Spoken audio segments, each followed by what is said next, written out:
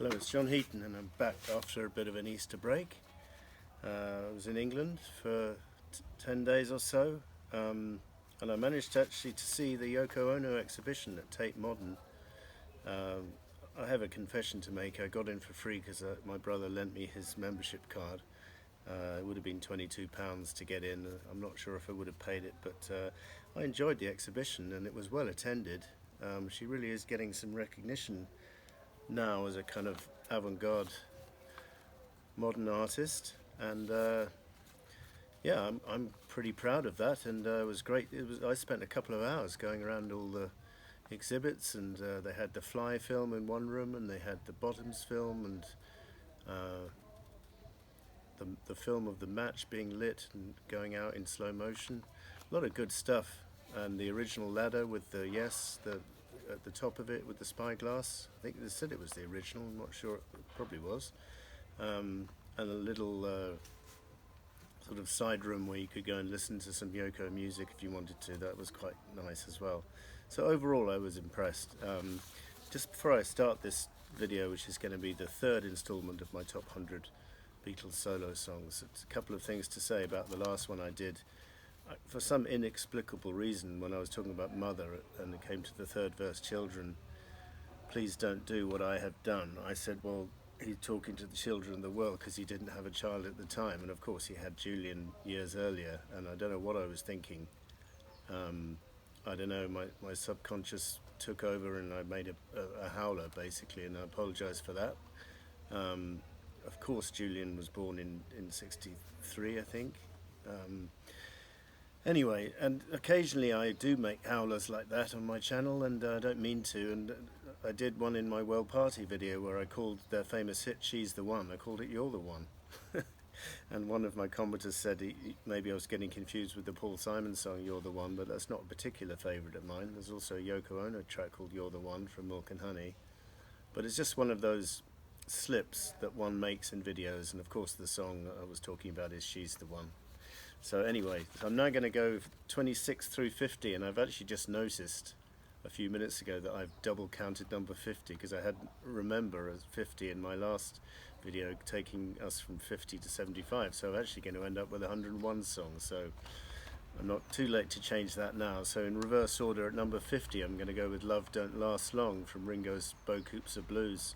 Superb album, country album, and I hear he's recording a country album now, which is well overdue. He's kind of dabbled in it since, with a song on Rotogravure and a couple of recent songs, but it's a genre which really suits Ringo's voice like a glove. And this whole album, I could have picked virtually any song from it, and I picked Loser's Lounge earlier on, and I picked this Love Don't Last Long, sort of very morose lyrics about all kinds of things, bad things happening to a family of people, but very dolefully sung and effectively sung by Ringo. It's in his register.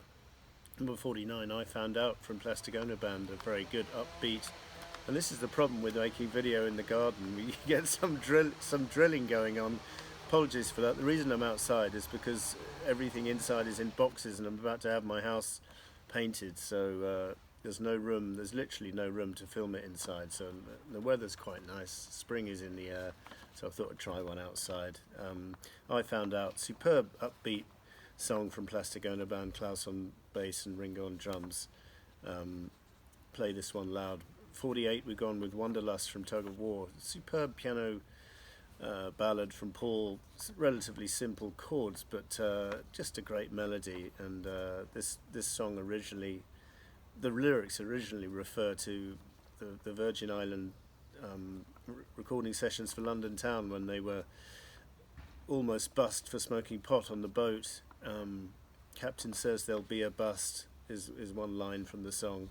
Anyway, very effective song, one of his best latter day. When I say latter day, this song is 42 years old, so what shall I say, one of his best mid-period solo songs. 47, Going Down on Love, the opening track from Walls and Bridges. And there was some interview at the time when John was asked what his favourite track on the album, and he said that this was one of them. And I think it's a good opener. It's quite understated. It's not in your face, and it's not sort of a classic opener like Imagine or Mind Games, but I think it really works really well as an opener. And I love his singing, and I'm drowning in a sea of hatred.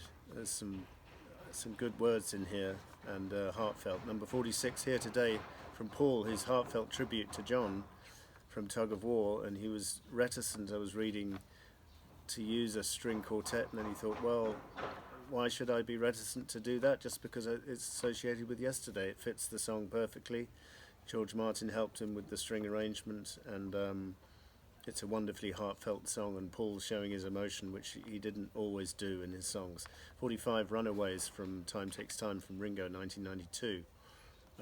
Just a superb track. Sorry to use the word superb so often, because think of some other words.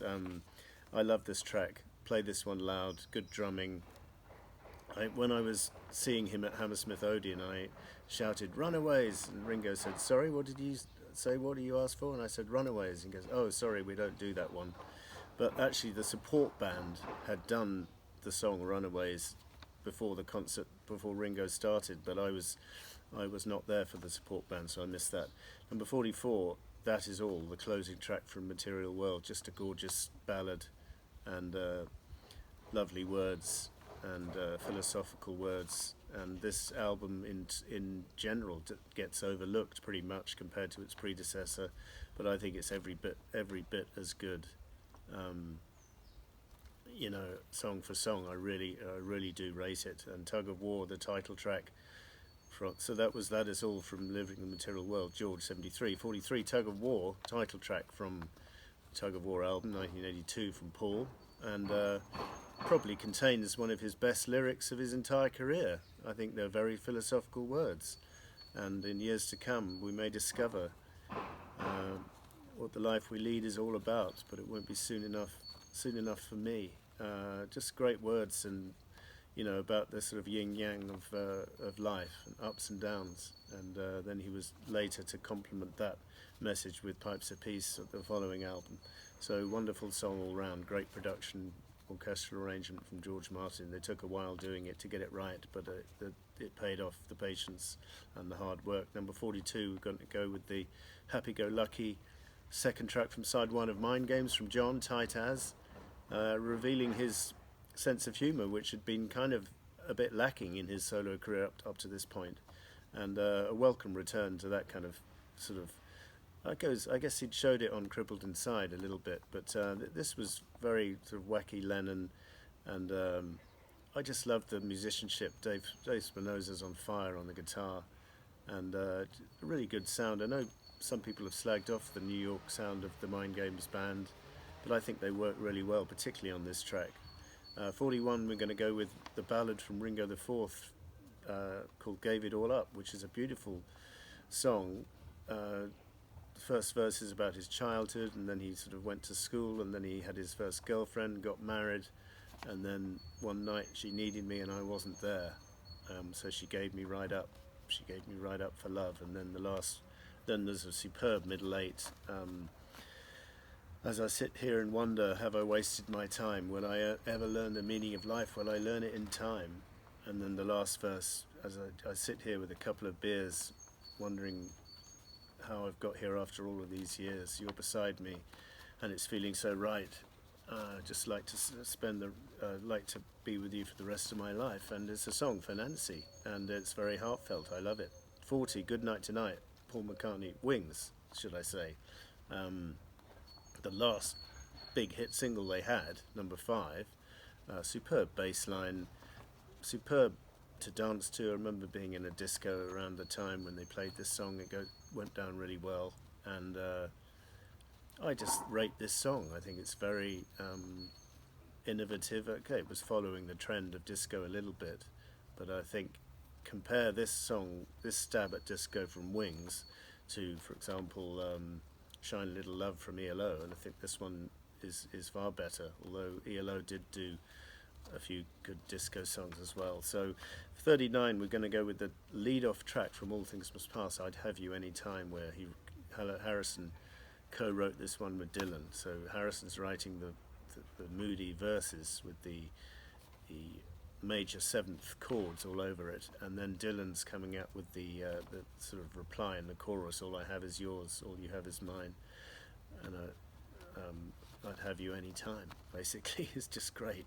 Number 38, title track from London Town, and yeah, not everyone likes this track, and it kind of tends to divide opinion, but I think it's absolutely brilliant melody, and yeah, the video leaves something for to be desired, it's true, but sort of wacky lyrics.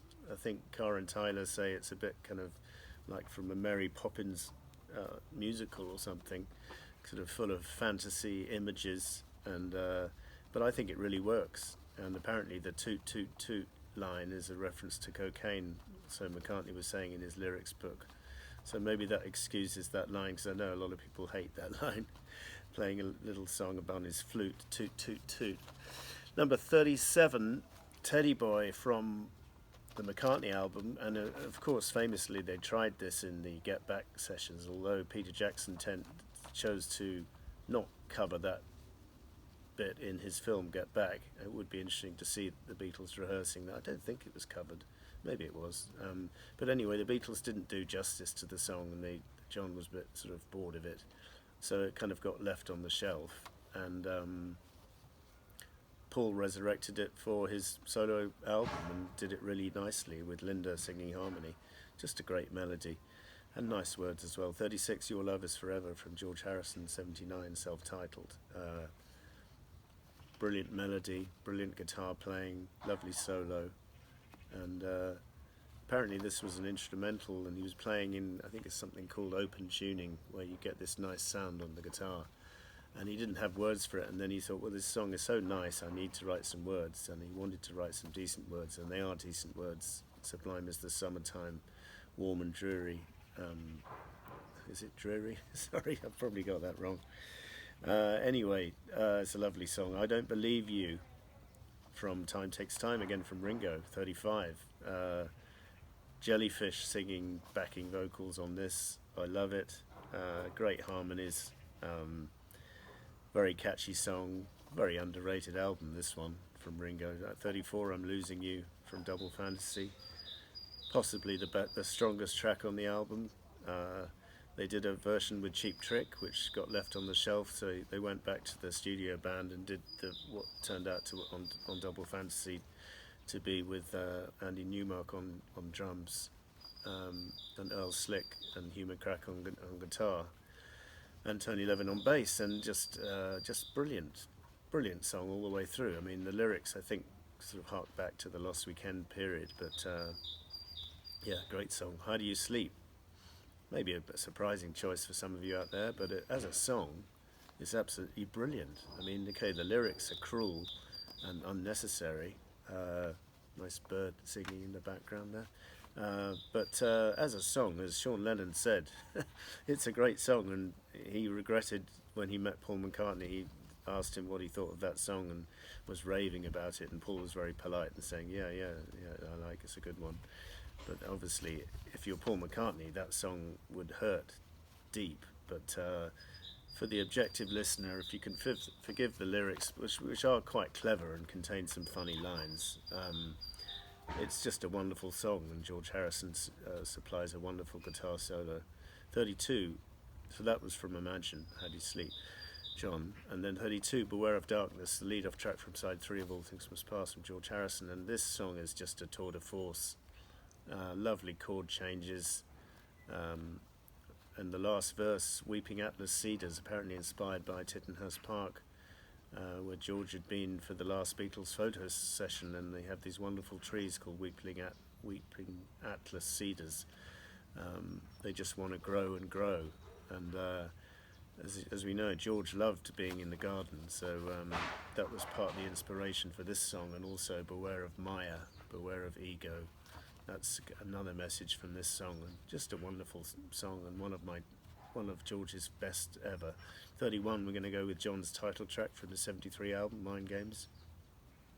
Not so much overplayed, this one, compared to Imagine. And, okay, some people say the lyrics are a bit dated, kind of pseudo-hippie-ish sort of 60s message. Make Love Not War at the end, which was originally the title of the entire song. But I think it works really well, and it's a soaring melody. And just, I think I mentioned it before, but Sinead O'Connor does a wonderful cover version of this song if you want to check it out. Number 30, That Would Be Something from the McCartney solo album, 1970. It's really just a sort of, almost one could say, a throwaway as a song. And when he did it on Unplugged in 91, it wasn't nothing special. But on here, on the original album with the bass playing, it's just a wonderfully evocative song to Linda, Meet You in the Pouring Rain. I just love it to bits, and it's made by the bass playing, in my opinion. That's the Way It Goes is another one where I've had to insert it because I left it off my original list, and I thought I can't leave this one out because it's just about my favourite track from Gone Troppo, and I love Willie Green's bass vocal. All he has is pose. That's the way it goes. Just a great melody from George, and very nice, meaningful lyrics. Love it to bits. 28. Going to go with Your 16 from Ringo's album 73.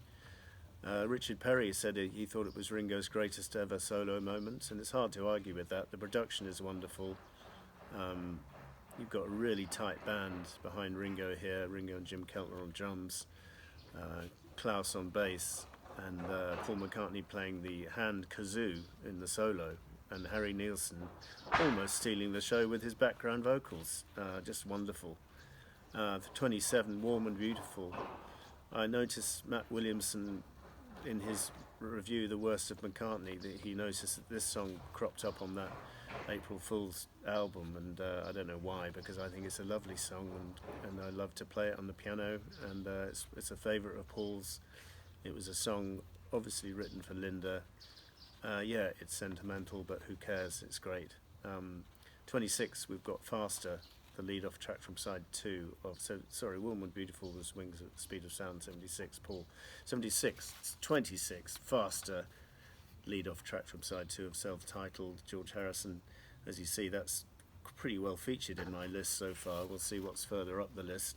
I just think one would think a song about Formula One motor racing would be pretty deadly dull, but actually he makes the lyric more applicable to everyday life, and it's just wonderful, filling their hearts with jealousy's crazy, people with love so frail, someone had hoped to see him fail.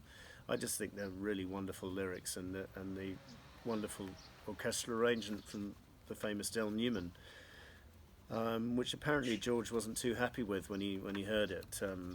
But I think it's a wonderful arrangement. And so that was 26. So this is 26 through 50. And as I said, I've double counted 50, but I'm not going to change it now.